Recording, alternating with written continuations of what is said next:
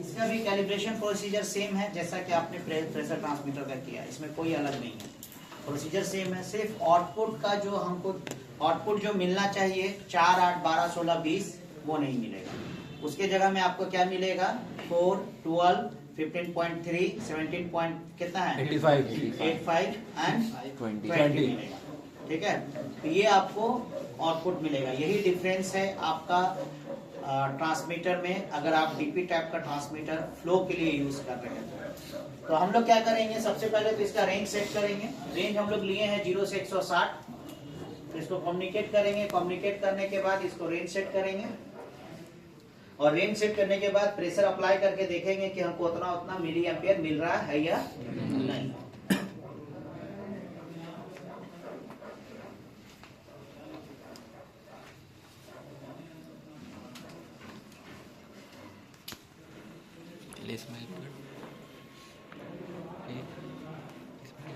तो range set कर लेते हैं सबसे पहले।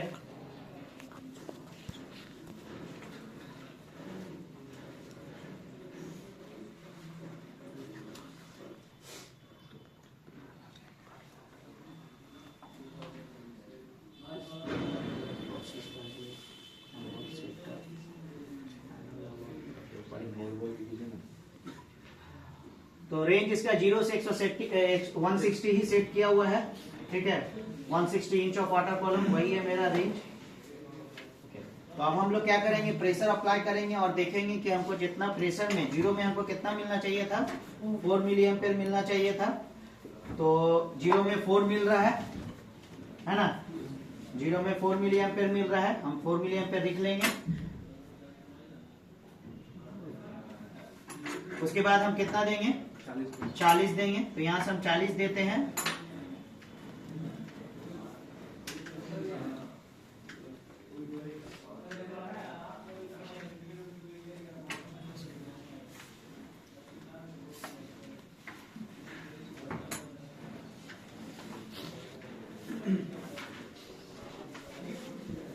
ओके, 40 दे दिए। 40 में हमको कितना मिलना चाहिए था, 12 मिलना चाहिए था, पर कितना मिल रहा है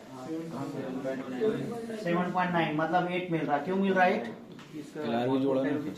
आउटपुट टाइप चेंज नहीं हुआ है, क्योंकि यही ट्रांसमीटर को दो चीज के लिए यूज किया जा सकता है, नॉर्मल डीपी मेजरमेंट के लिए और डीपी मेजर करके फ्लो मेजरमेंट के लिए। तो जब डीपी मेजर करके फ्लो मेजरमेंट के लिए यूज करेंगे तो इसका आउटपुट टाइप को हमको क्या करना होगा, चेंज करके स्क्वायर रूट सेट करना पड़ेगा।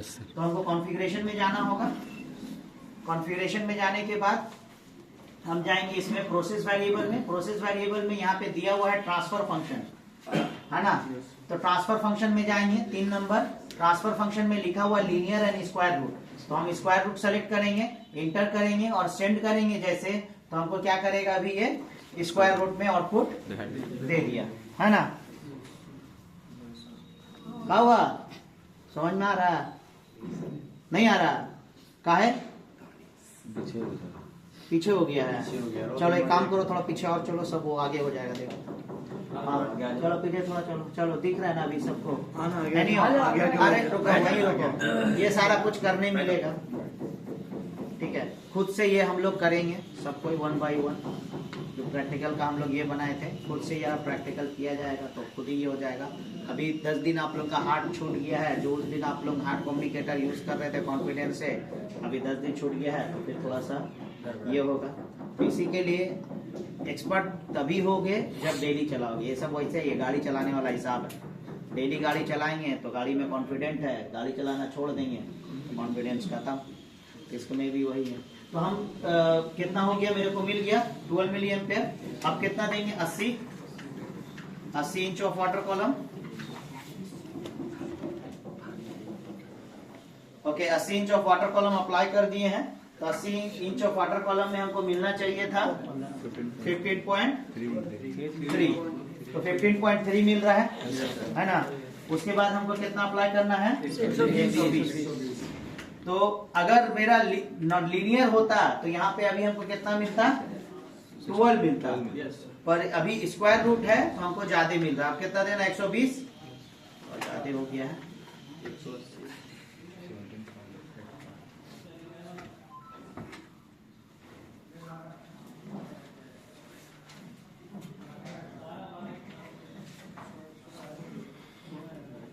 120 में हमको 17.8 मिलना चाहिए था, 17.8 मिल रहा है, ठीक है।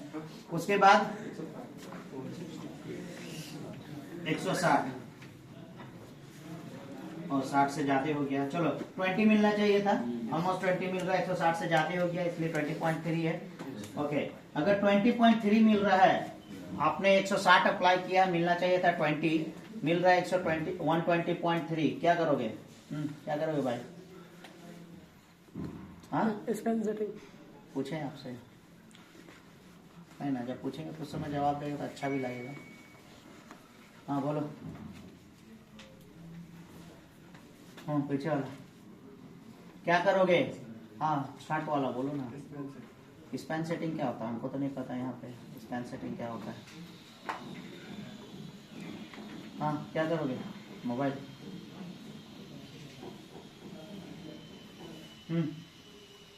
क्या करोगे? 20 मिलना चाहिए, 20 नहीं मिल रहा है, 20 लाने के लिए क्या करोगे?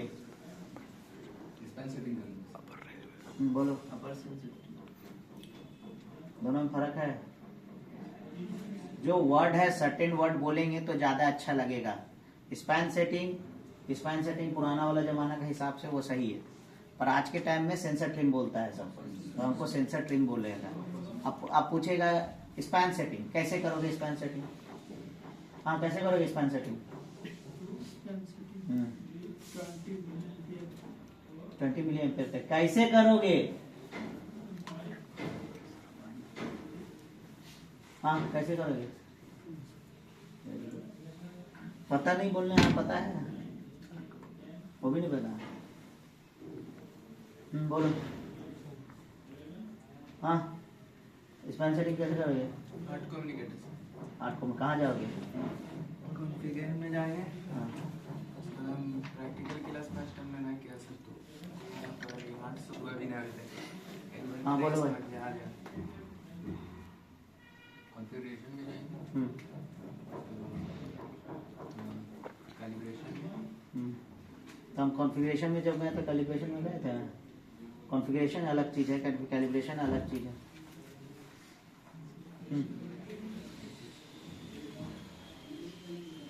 तो फायदा क्या तुम लोग करते? तुम लोग को तो बना लेना, बनाया ना, सब वीडियो बनाया ना दुनिया भर का। Yes sir. तो क्या फायदा जब वीडियो देख के याद ही नहीं हुआ? अगर क्लाइंट पूछ लेगा या वहाँ पे कहाँ जाना है, हमको तो ये सब इजी याद होना चाहिए। हम इवन कल लिखाए, परसों जिस दिन आए उसी दिन लिखाए कॉन्फ़िगरेशन में क्या क्या करते हैं, कैलिब्रेशन में क्या क्या करते हैं।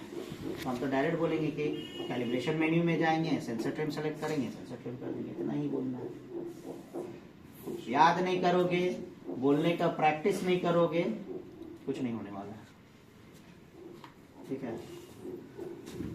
एनीवे, तो वो हम लोग का भी सब्जेक्ट नहीं है, वो तो हम बता चुके हैं कैसे करना है। तो अब हम क्या देखना चाहते हैं? मान लो कि अगर हमको डीसीएस पे देखना है रीडिंग को, तो यहाँ पे हम लोग का ये डीसीएस से नहीं कनेक्टेड है, पर इस तरह का स्टैंड एलोन कंट्रोलर आता है, इसको हम लोग स्टैंड एलोन कंट्रोलर बोलते हैं। ठीक है, वायर निकाले थे नहीं, ब्लू कलर का।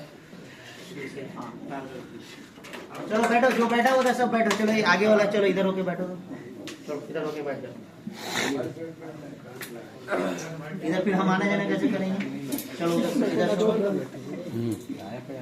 तो इसका कनेक्शन कैसे होता? आप पीछे चलो ना, आप पीछे चलो, पीछे चलो, पीछे चलो, पीछे चलो, आराम से दिखेगा। ये इतना ऊपर लगा हुआ है, सबको दिखेगा। ये इसको हम लोग बोलते हैं indicator, digital indicator. Digital heavy आदमी 4 आदमी को छेक लेगा। ओके, और पीछे फिरो। ओके, तो ये डिजिटल इंडिकेटर नहीं दिखेगा छोटका लोगों को उधर से। सो जाओ यहाँ पे। चलो रूम में अकेले वो पढ़ रहा है। कौन है?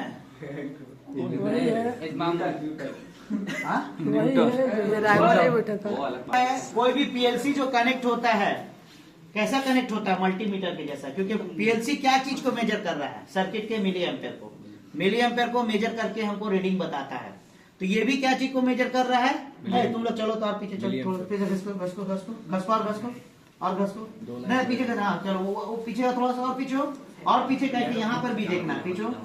हाँ अब दिखेगा, ठीक ठीक, चलो अब दिखेगा, अब खड़े हो, चलो उधर हो जाओ थोड़ा। इधर हो ना थोड़ा और, अब ठीक दिखेगा।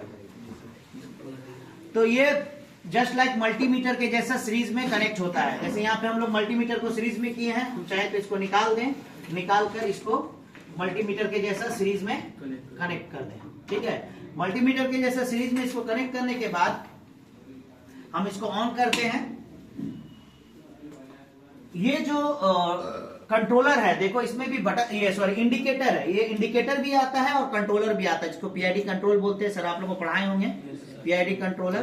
तो इसको हम लोग स्टैंड एलोन कंट्रोलर बोलते हैं या स्टैंड एलोन डिजिटल इंडिकेटर बोलते हैं। स्टैंड एलोन मतलब क्या है, ये एक लूप को दिखाएगा, है ना, एक ट्रांसमीटर का यहाँ पे हमको रीडिंग दिखाएगा। पहले के जमाना में ये सब यूज होता था, अब क्या है, अब पूरा, अभी इवन आप लोग पहले के जमाने में आप क्या देखते थे, हम लोग रेलवे स्टेशन में जाते थे तो आपका जो एलईडी वाला लाइट से पूरा सारा आपको दिखाता था कौन सा ट्रेन कहाँ पे आएगा। अभी क्या हो गया, एक कंप्यूटर लगा दिया है स्क्रीन, उसी में एक ही कंप्यूटर में सारा आ जा रहा है। तो उससे क्या हुआ, मेरा स्पेस कम हो गया, है ना।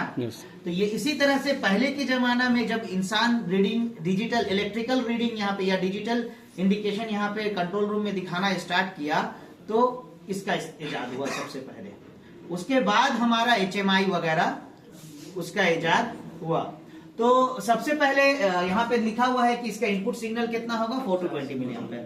अब 4 to 20 मिली एम्पेयर के रिस्पेक्ट में अगर आप इसको बता दोगे कि 4 में तुमको 0 दिखाना है और 20 में तुमको 1200 दिखाना है, तो वो 4 में 0 दिखाएगा और 20 में 1200। तो 12 में कितना दिखाएगा, 800 लिखा हुआ 600 ना दिखाएगा, आधा दिखाएगा, वो खुद कैलकुलेट कर लेगा। अगर हम इसको बोले हैं 0 में तुमको 4 में तुमको 0 दिखाना है और 20 में तुमको 3500 दिखाना है, तो वैसा ही दिखाएगा। समझ में आ गया। तो इसका कैलिब्रेशन करते समय वही है, मतलब आप सेटिंग कर लेंगे, सेटिंग करने के बाद 4 मिली एम्पेयर देंगे इसको और देखेंगे 0 दिखा रहा है कि नहीं। उसके बाद 8 मिली एम्पेयर देंगे, देखेंगे 300 दिखा रहा है, अगर 1200 रेंज है तो 300 दिखा रहा है कि नहीं। 12 मिली एम्पेयर देंगे और देखेंगे कि 600 दिखा रहा है कि नहीं। इसी तरह से हम इसको चेक करते हैं। इसमें कोई एडजस्टमेंट नहीं है, आप इसका 0 एंड कोई एडजस्टमेंट नहीं है, जस्ट हम वेरिफिकेशन करते हैं कि जो हम इसको बोले हैं उतना हमको दिखा रहा है कि नहीं। अब एग्जांपल लेते हैं कि ये अभी मेरा कितना मिली एम्पेयर है, 4 मिली एम्पेयर है ना।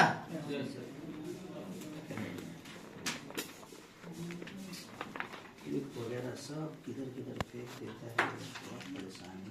मल्टीमीटर को भी हम सीरीज में कनेक्ट कर सकते हैं। तो मल्टीमीटर को जब हम सीरीज में कनेक्ट करेंगे तो उसका जो पॉजिटिव है, इसका पॉजिटिव में लगेगा और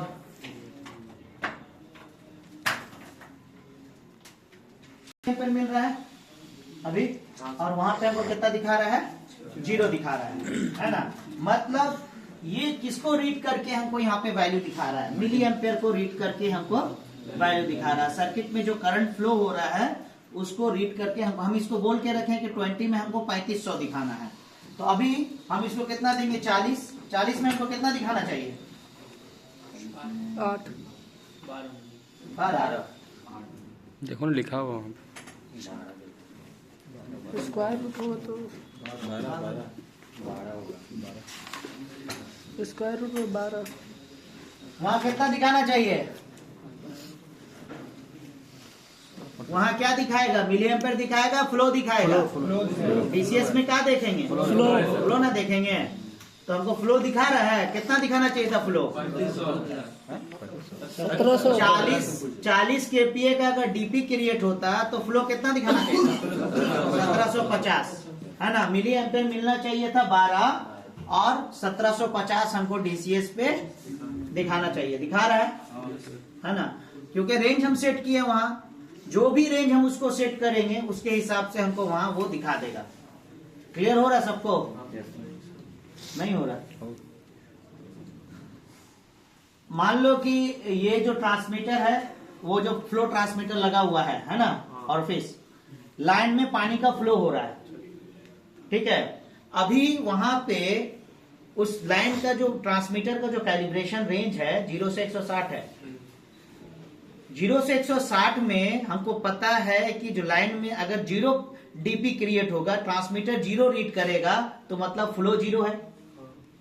ट्रांसमीटर अगर 40 के inch of water column read करेगा तो फ्लो कितना है? 1775 है ना। उसका मतलब क्या हुआ? 1775 का फ्लो है, तब ना डीपी क्रिएट हो रहा है 40। अगर के लिए 1700 डीपी हमको मिल रहा है 80, तो इसका मतलब कितना है? 2474 का फ्लो अंदर में हो रहा है। मान लीजिए कि वो डीपी ट्रांसमीटर के पास में हम खड़े हैं, हम देख रहे हैं, हमको पता है कि इस लाइन का जो मैक्सिमम फ्लो है वो 3500 का है ना। और 0 में 0 डीपी क्रिएट होगा, 1750 फ्लो होगा तो 40 डीपी क्रिएट होगा, है ना। 2474 होगा तो 80 डीपी क्रिएट होगा। ये सारा कैलकुलेट कर लिया गया है, हमको मिल गया है।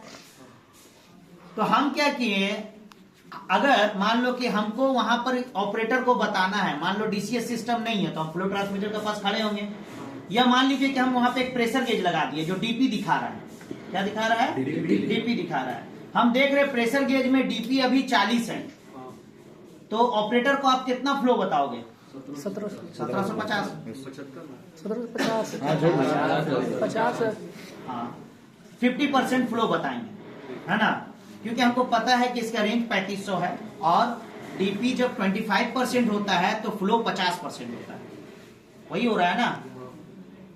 फिर अगर हमको वहां पे डीपी मिला गेज में, कितना डीपी मिल रहा है? 80, तो हम फ्लो कितना बताएंगे? 2474, मतलब 70% के करीब फ्लो होता है ना।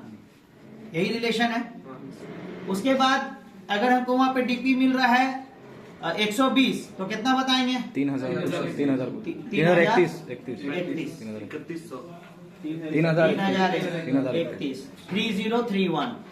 ठीक है। तो ये बताएंगे। अब हम अपना बताने का काम को हटा के हम चाहते हैं ऑपरेटर को कंट्रोल रूम में बैठा दें। ए भाई, तो आपको वहां डीसीएस में दिखाना है। अभी तो आप बोल रहे थे, अब हम लोग अपना काम किसी को देना है। अब कैसे लेके जाएंगे वहां तक इंफॉर्मेशन? मिलीएम्पेयर, है ना।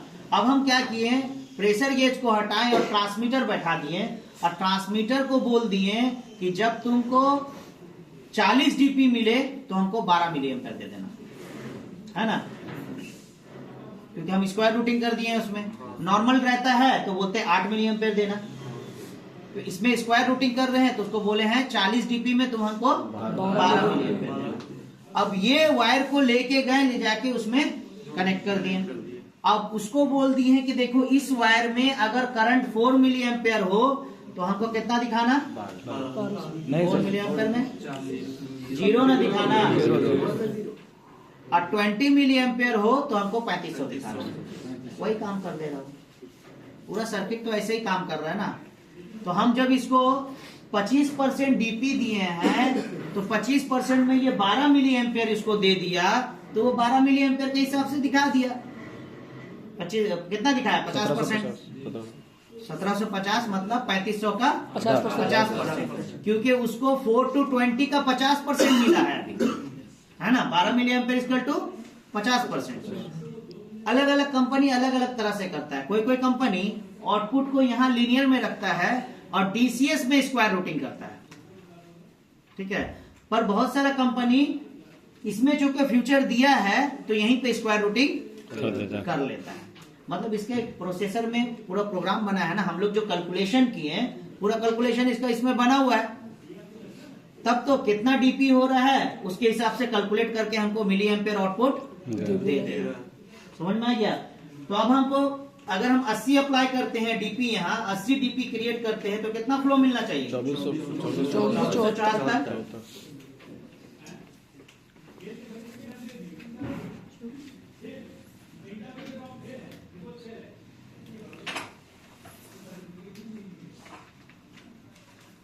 तो हम यहाँ पे दे दिए हैं, ठीक है। थोड़ा सा ज्यादा है, 80.82 हो गया है। तो हमको मिलना चाहिए था 15.3, मिल रहा है 15.4, क्योंकि दो इंच ऑफ वाटर कॉलम हम ज्यादा दे दिए हैं। 2474 डीसीएस दिखाना चाहिए था, हमको ऑलमोस्ट दिखा रहा है उतना ही, 2499 दिखा रहा है। क्लियर हो गया।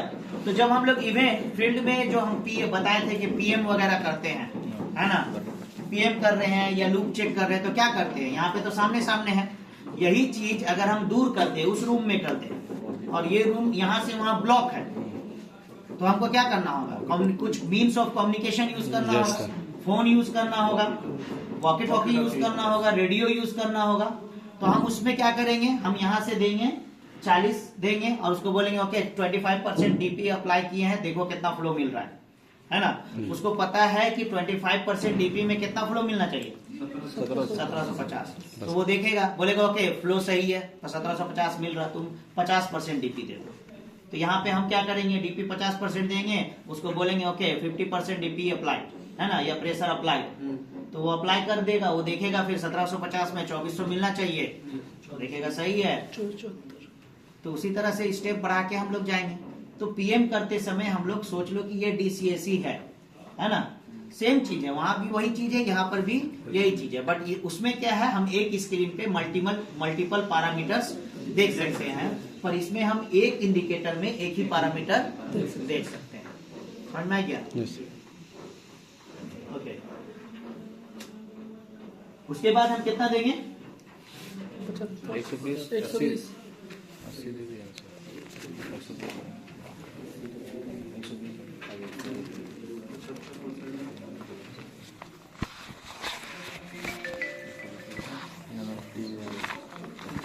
120 में कितना मिलना चाहिए था, 17.8, वहां पे हमको मिलना चाहिए था 3031, 32 मिल रहा है, ऑलमोस्ट सेम है। समझ में आ गया? फिर हम कितना देंगे, 160 देंगे,